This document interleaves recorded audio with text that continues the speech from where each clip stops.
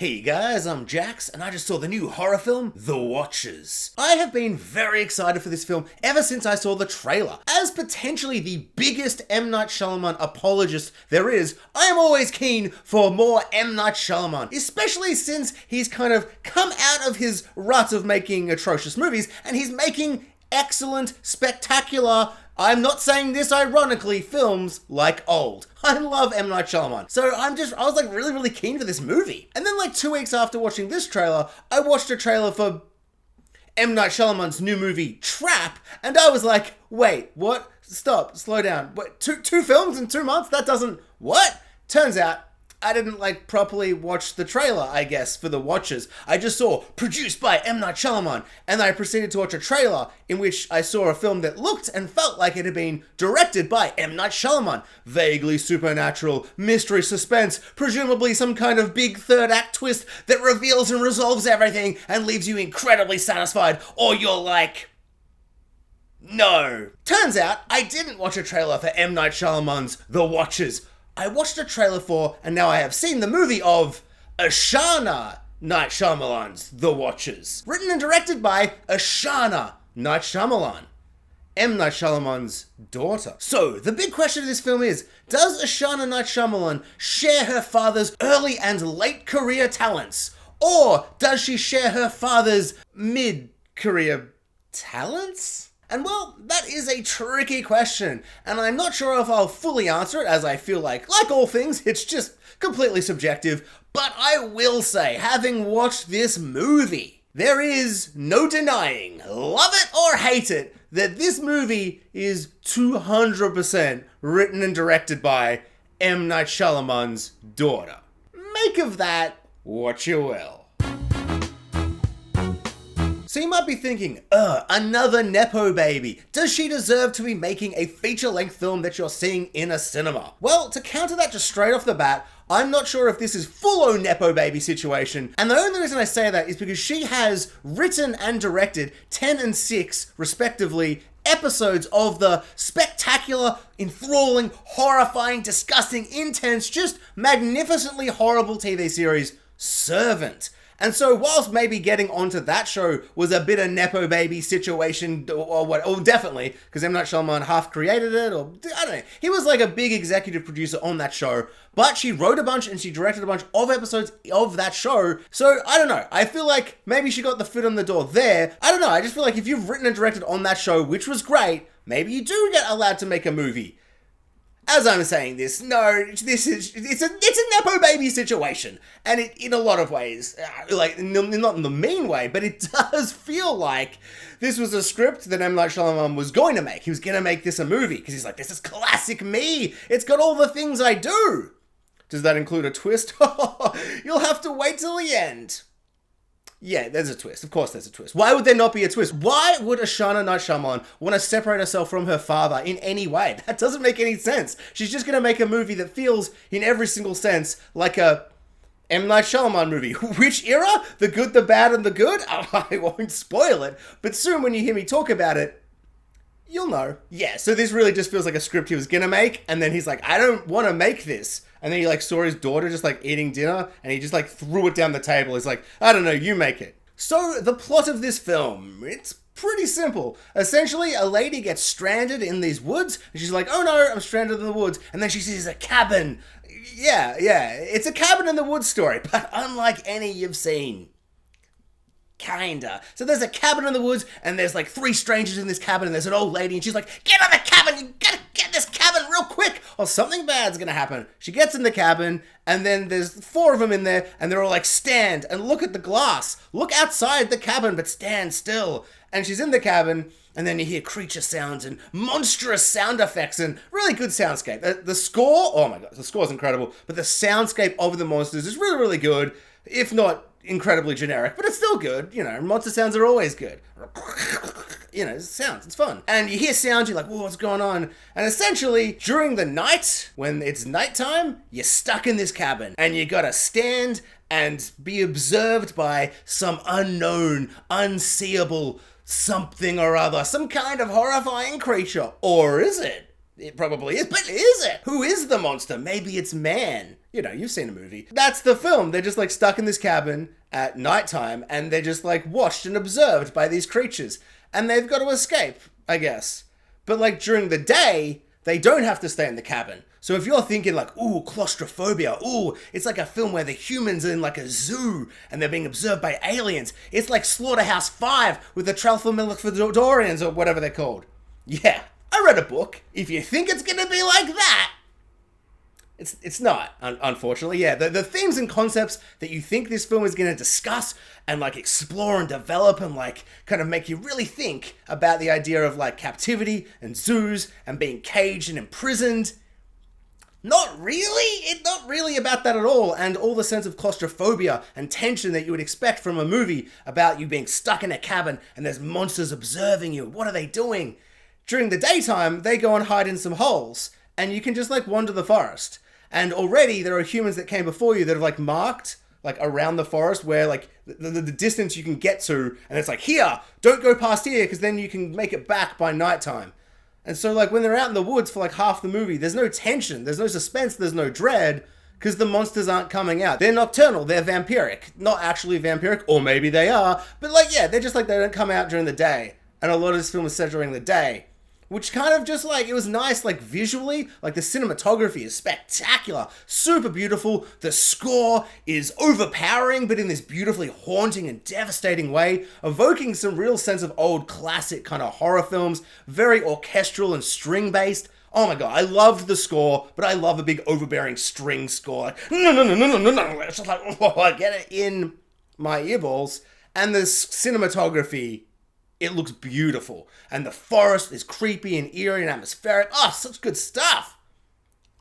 But now that I've said that the score and the cinematography is good, unfortunately, we're done with the things that are good.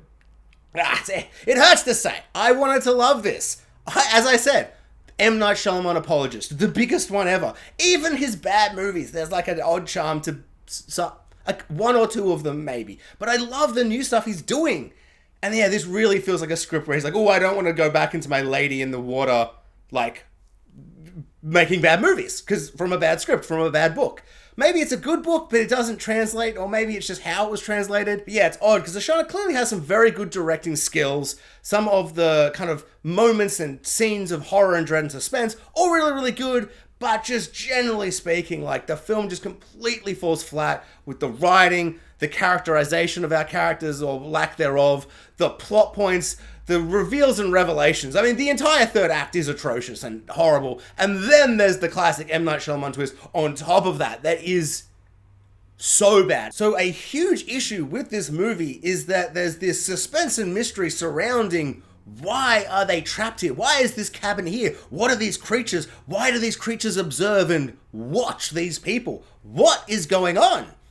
And to care or like want to know what's going on, you have to care about the characters that are in this situation. The plot itself can't be the only thing. Like, the characters that are in and stuck in this situation, you either have to want them to survive or want them to figure out what's going on, or you have to want something from them.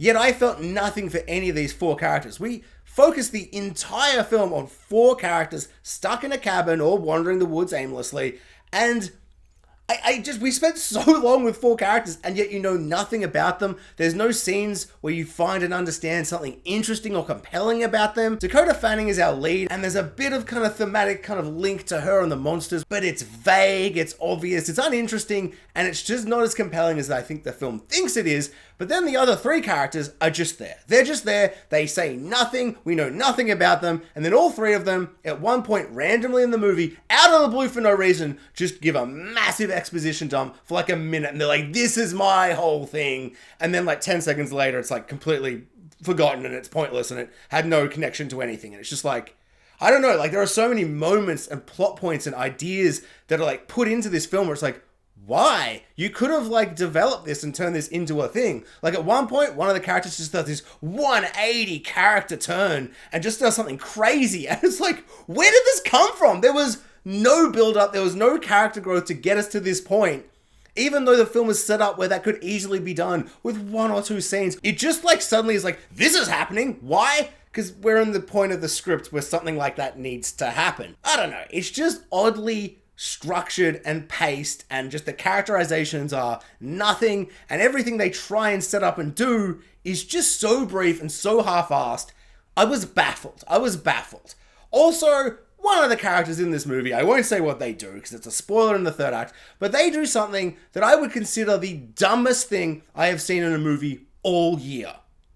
And that is saying quite a lot, because I sat through the entirety of The Strangers Chapter 1. So the lore and mythology and just general world building of this universe, this weird supernatural situation that's going on, like, the concept is awesome. They're stuck in this cabin, there's creatures watching them, they're like in a zoo. But then as soon as we start doing any kind of lore or mythology or kind of world building or anything at all, it just starts to become convoluted and dumb and confusing and just kind of nonsense, and it kind of feels like they say things then forget they've said things. So for instance, this is one example. When she rocks up, the 3 people that are already there, they're like, there are 3 rules that you cannot break. If you break these rules, you'll die, or something. Like, they don't really explain it. They're just like, don't break these rules.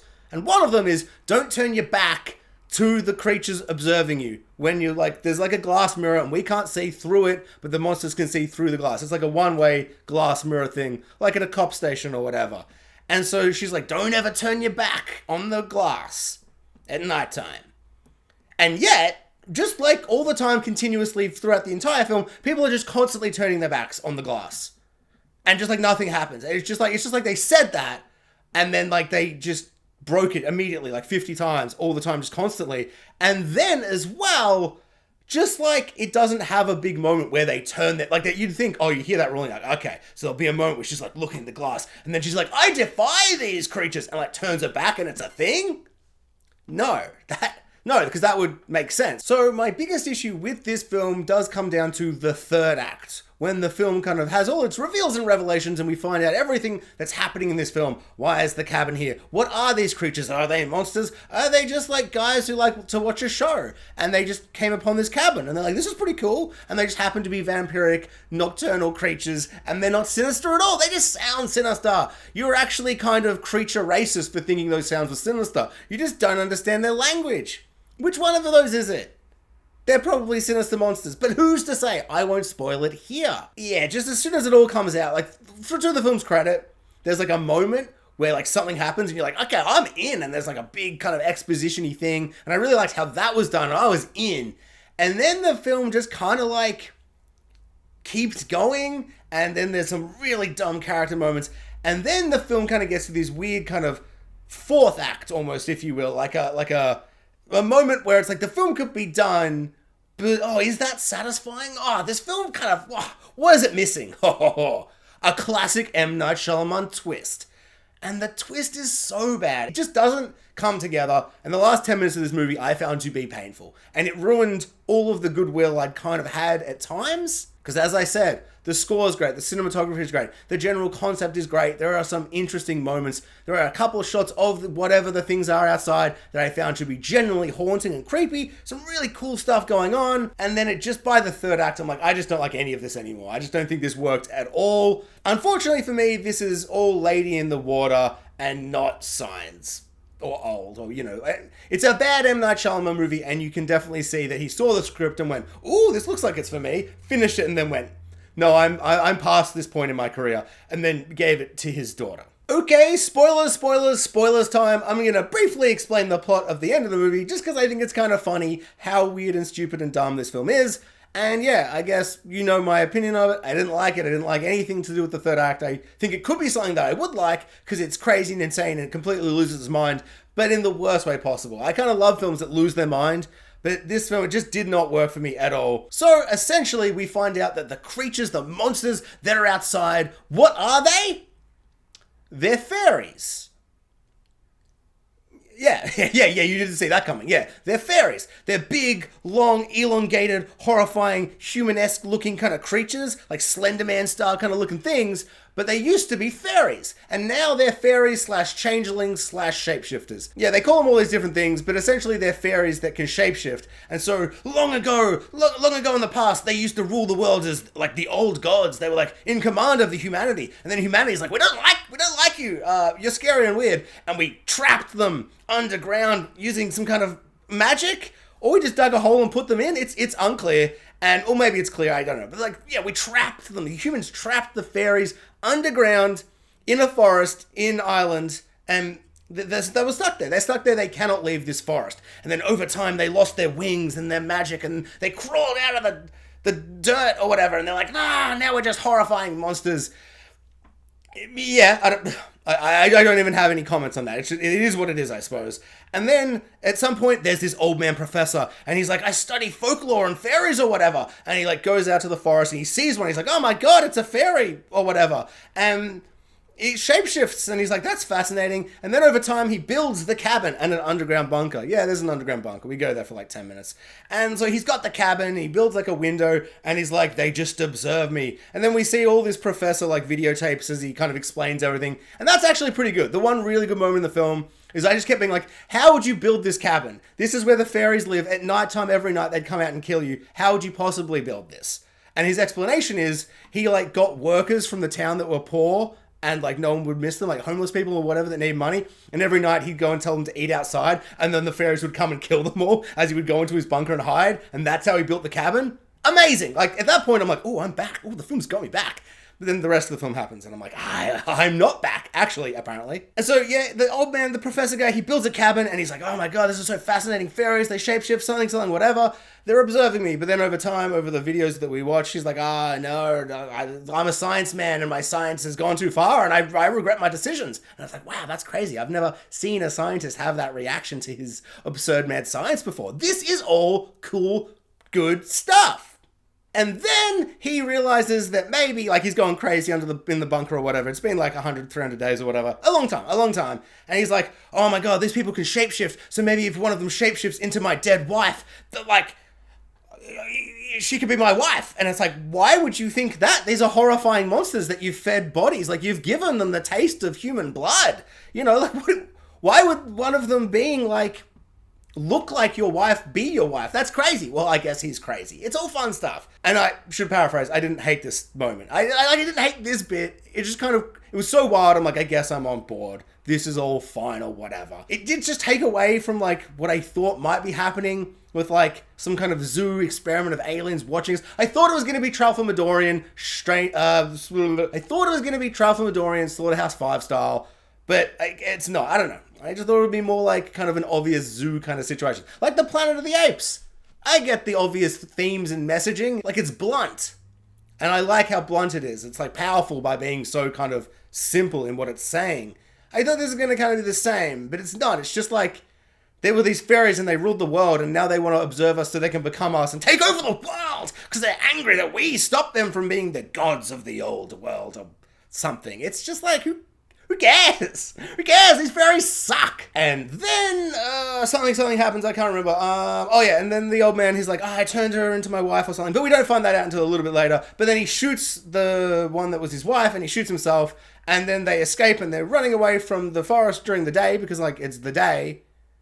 So, like, they could just run. Oh, he was like, yeah, go this way by the boats or the birds or whatever. So, there's like, he tells them the way to go. They get there, they get to the ocean, and then they're, like, sailing off through the ocean, like, on this lake. And then all the zombie fairy monsters are standing there, and they can't get past the water because they're trapped on the island, in the forest or whatever.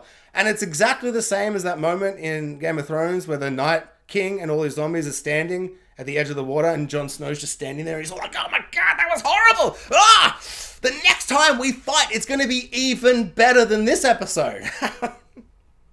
And yeah, they sail away. Oh, but before that, even though they 100%, 200% know that they're shape-shifting monsters and they'll shape-shift into people, and we've seen them shape-shift into people who are dead already, one of the guy in the group, he's like, sees a guy who thinks he's one of their friends from earlier or something or whatever, and he goes to rescue him, even though they know that it's a shapeshifter. Like, why would he suddenly just be there? It's like, you know it's a shapeshifter. He helps him up, and then the shapeshifter kills him, slits his throat, but it's M, so you don't see it. And it's just like, I've never been more just like, yeah, you deserve to die.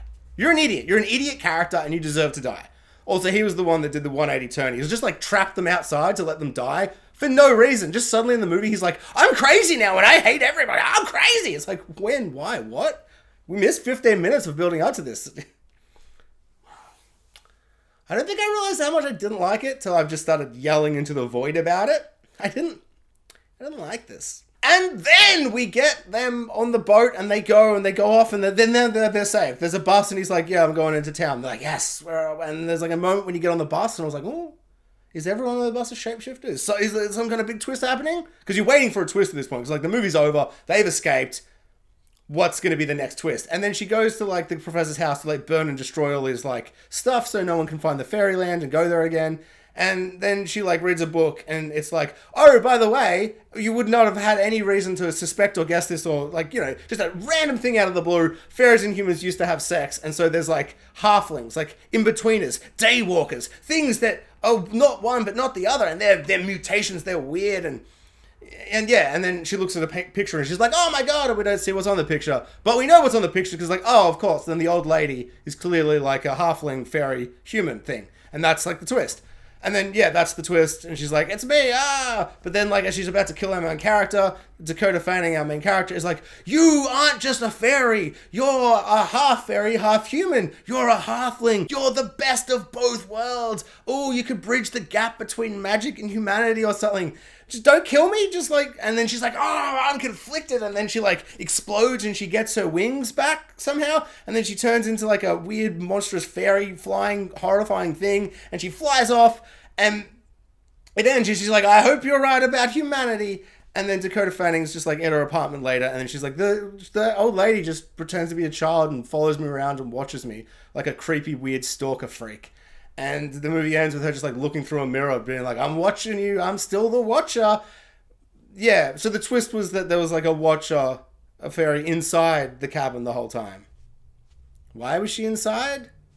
They didn't like her or whatever, because she was a halfling, but they didn't tell her she's a halfling. So she's just in there, she's like, I was observing you up close. I don't know, it just feels like a twist that doesn't really make any sense, and it's just a twist to be like, oh, they were in the house the whole time, So yeah, I just think that's a weird reveal, to be like, one of them was in the house the whole time, in the cabin. The one just spouting random exposition and making up nonsense rules and just doing all this, she wasn't human, ever. It just really feels like the worst type of like, final act, final moment twist where you're like, oh my god, can't you wait to go back and revisit the film knowing that this person's not this person, and you're like, I'm never gonna watch this again. I don't care. It just doesn't make any sense. I don't understand the logic of her doing the things she was doing. It just feels like it's put in there to make you go, what? But it's not like, what? It's more like, what? Oh, okay. Like, I don't know. It just ended, I'm like, I don't care. Because I didn't like her. I don't like these characters. I don't care if she kills them. I don't care if she takes over the world. I just don't care.